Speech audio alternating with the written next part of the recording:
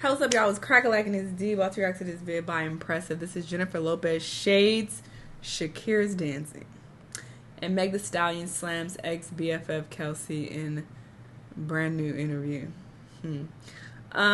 Sure. Let's see what's happening with these people and the shade they're throwing. Let's watch.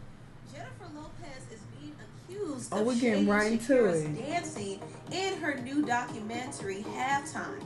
Also, Megan Thee Stallion is speaking more about her case with Tory Lanez again, and she doubles down on her statement that her ex... Hello everybody, welcome to the Impressive channel.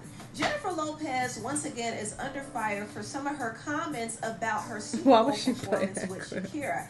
Now last week it came out that Jennifer was actually very upset to share the Super Bowl stage with Shakira. She felt like she should have headlined it herself. Not only that, she felt like she didn't have enough time to do what she wanted to do. And she really wanted to make a statement specifically about the immigration issues that happened during Trump's presidency. She wanted to bring a light to all of the Mexican families and children that were being caged at the border, but she was dealing with a lot of pushback behind the scenes because the NFL commissioner, Roger Goodell, didn't want her to make any political statements at the Super Bowl, and Jennifer was also pressed for time. So in one of the scenes, she was spewing out her frustration, and some people feel like she took a little dig at Shakira. It's a song. It has a build. I'm trying to give you something with substance, not just us out there shaking our ass and belly dancing.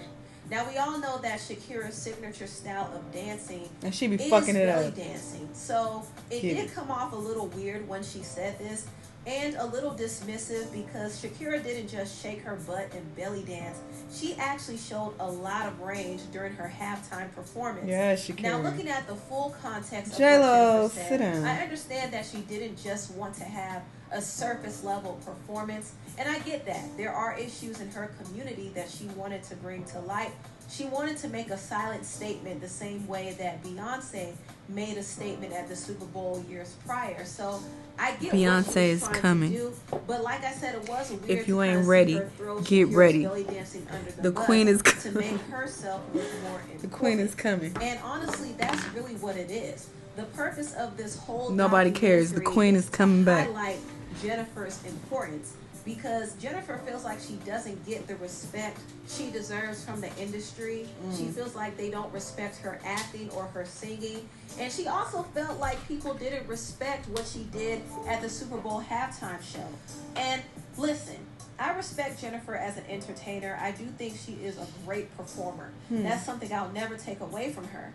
But at the same time, I do think she kind of has this air of self-importance, and she's kind of unaware of that. I think she was very tone-deaf when she was making the statements about sharing the stage with Shakira, because it sounded like it was almost a burden for her when it should have been an honor. Shakira is a huge international superstar, and like I said in my last video, if anything, Shakira should have been the only one headlining, but she didn't, unfortunately. And even still, she was very gracious about the whole thing. Jennifer, on the other hand, had an issue. And it all really boils down to her feeling like she didn't have the spotlight she deserved and feeling like she wasn't respected. And I do believe she's still mad that she got upstaged by Shakira. That's what I think. But anyway, on to the next topic. I want to talk about Megan Thee Stallion.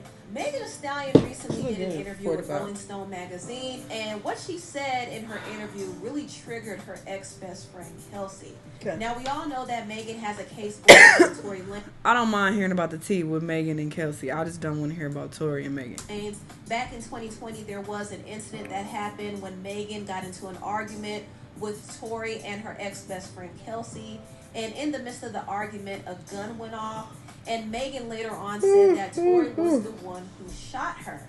Tory denied it, but Megan did give an affidavit to the DA, and the DA charged Tory. So right now, the case is still going on, and the whole trial is supposed to start in September.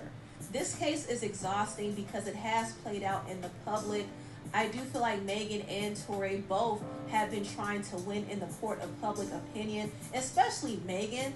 She's done several interviews about this case, and she did an interview with Gayle King on CBS Mornings, but that interview backfired. And now she's doing another interview about it. And I think she's really desperately trying to get the public to believe her. Because right now, the public is starting to have a lot of questions because of some of the inconsistencies in the stories. And also, the evidence so far hasn't clearly indicated that Tory is the shooter. And this is not to say that he's innocent. I thought we were talking about Kelsey, child. We just have to wait to see what happens with this whole case. But so far, there's been a lot of mixed reports coming out. In fact, the original doctor who treated Megan told the police that Megan's injury was consistent with glass cuts. Ooh, and this was actually a real report. Now, of course, Megan got a second opinion, and she did undergo surgery, and it was revealed that 3 bullet fragments were taken out of her foot and saved and packaged. But the LAPD detective said that the bullet fragments are missing. So this case is very weird, and I don't know how it's going to unfold. But I will say I wish Megan would stop doing interviews about it. It's just not a smart idea to talk about a case that's still going on. I think Megan has really spoken her piece about it already. Exactly. And I think at this point, Megan should leave it up to the law instead of trying to win in the court of public opinion. Because honestly, winning in the court of public opinion doesn't help her in court. It really doesn't, especially with all of the different inconsistencies in the story. The more she talks, the more she gives Tory's defense team room to question her when she gets on that stand. So it's not smart at all. Now let's get into what she said in this interview, because she said something that really upset her ex-best friend Kelsey. Now Kelsey plays a crucial part in this case because she is a witness. She saw everything that happened. In fact, the reason why there was a fight in the first place is because Megan allegedly slept with Tory behind Kelsey's back. That was allegedly what they were fighting about. But this is what was said in the Rolling Stone interview that Megan did. Okay, we found the incident Megan implies was a betrayal on 2 fronts. Megan claims that Harris, who is Kelsey, met with Lanes at a hotel less than 2 days after the shooting. I'm like Kelsey as my best friend. Why would you meet up with the person you saw shoot your best friend? Megan tells me. She said, Megan, y'all wasn't answering my calls. My back was against the wall. I didn't know what to do. What the F do you mean your back is against the wall? You're the only person in this situation that would clear this up for me. This girl told me out her mouth. He told me, oh, thank you for not saying nothing. Now let me invest in your business. Let me do this. Let me do that. And all I know was from that day on, she never said nothing else about the whole situation online. Harris did not respond to a request for comment.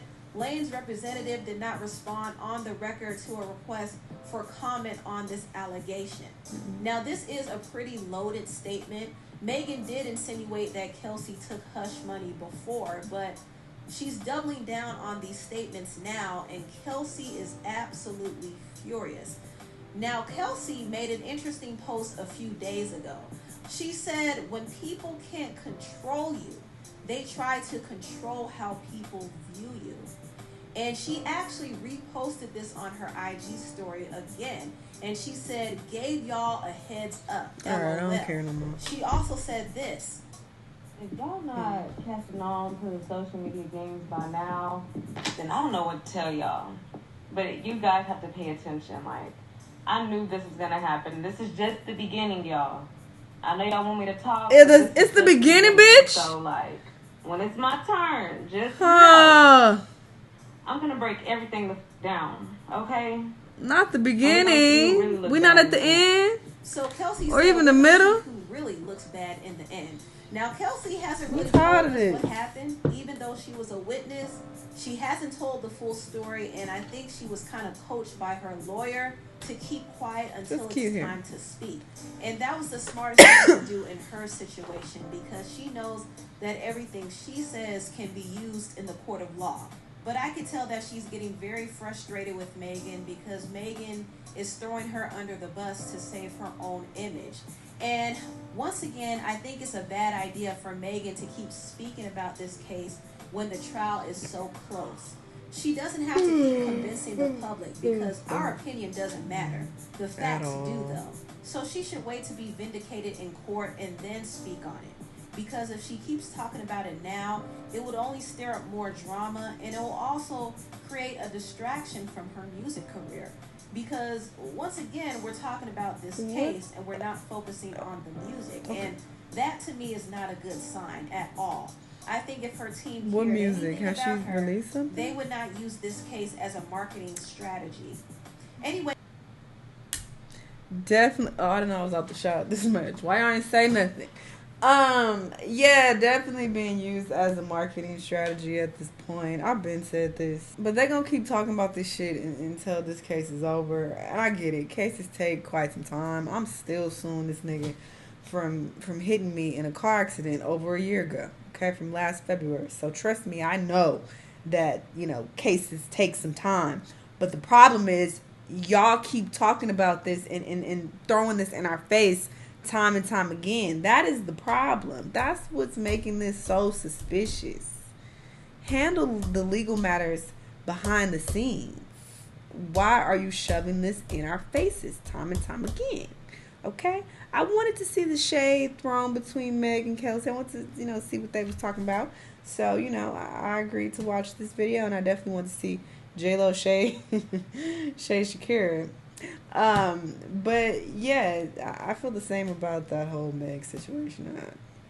It's just tiring at this point. But all right, y'all keep wanting me to report on updates, react to updates. So sure. J-Lo, sit the fuck down. I feel like she needs to say that. Oh, I want to do more than just belly dance and shake my ass on stage. Like, girl, you mad because you could fucking never do that belly roll like Shakira. I just feel like she needs to say all that. I get where she was going, but keep Shakira's name and belly out your mouth. That's how I feel about that. Anyway, yeah. Y'all let me know what y'all thought about this vid. Let me know what other videos you want me to watch, and I'll see y'all on the next one.